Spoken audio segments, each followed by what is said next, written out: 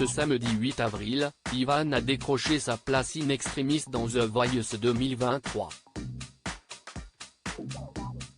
Si tous les coachs auraient aimé se retourner, en réalité seulement 3 d'entre eux étaient en mesure de le faire. Une règle qu'il ne connaissait pas, même s'il n'a pas été surpris par ce retournement de situation. Les ultimes auditions à l'aveugle de The Voice 2023 ont été diffusées ce samedi 8 avril sur TF1. De nouveaux candidats ont tenté leur chance dans l'aventure remportée par Noor en 2022. Parmi eux, Ivan, un jeune homme de 20 ans qui n'est né pas à son coup d'essai. Toutefois, alors qu'il espérait que tous les coachs se retournent en entendant sa voix atypique, seulement 3, dont Zazie et Big Flo et Oli ont été capables d'appuyer sur leur buzzer. Vianney et Amel Bent, ayant leurs équipes déjà complètes, ont essayé de se retourner. En vain. Après avoir échangé avec le duo et l'interprète de Zen, Ivan a décidé de poursuivre l'aventure avec Zazie.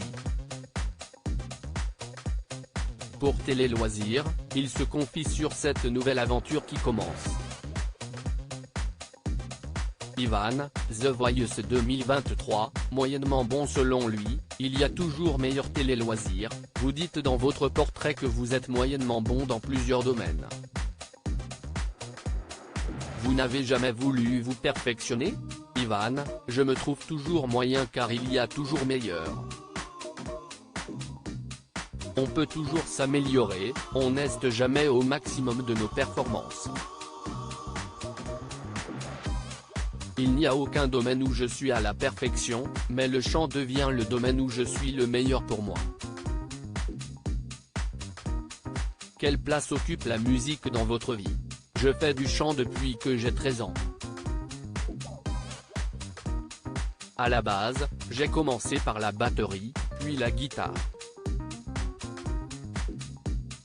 Ma sœur trouvait que j'avais un grain de voix, donc j'ai pris des cours dans l'école de musique de mon petit village, en Franche-Comté dans le Jura.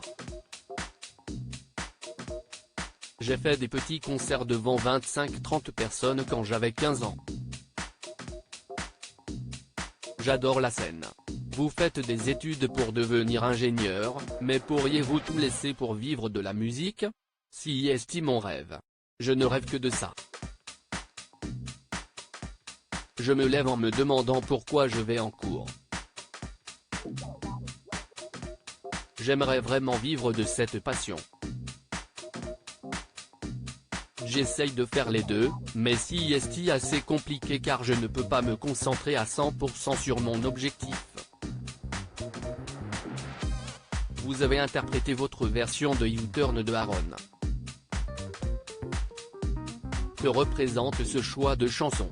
Je n'avais pas d'idée et ma maman m'a suggéré cette chanson qui irait bien à mon grain de voix selon elle. J'ai essayé au piano et j'ai vraiment kiffé la chanson. Plus je la chantais et plus elle résonnait en moi. Maintenant, j'adore la chanter. Quand j'ai vu Vianney se retourner sans le siège, j'ai compris qu'il n'y avait plus de place. Qu'avez-vous ressenti quand les fauteuils se sont retournés ? C'était très bizarre. J'étais partagé entre l'émotion de la chanson et l'émotion du plateau. Je rêvais de ça depuis plus de 10 ans, et c'était un vrai mélange d'émotions. J'ai souri, mais en même temps, j'étais dans une ambiance triste pour chanson. Mes émotions étaient partagées. C'était assez fort. Saviez-vous que Vianney et Amel Bent n'avaient pas le droit de se retourner ? Non. Je ne savais pas, mais quand j'ai vu Vianney se retourner sans le siège, j'ai compris qu'il n'y avait plus de place, car je passais l'un des derniers. Mais si est un beau geste qu'il se soit retourné. Je ne pensais pas que c'était possible. Dans mon cœur, ils se sont tout retournés. Est-ce que ce n'est pas une certaine déception de passer parmi les derniers? Ce n'était pas une déception, mais plutôt un challenge. Je savais qu'il y avait moins de place et que ça allait être plus sélectif. C'était plus dur, mais ça signifie encore plus qu'ils se soient retournés.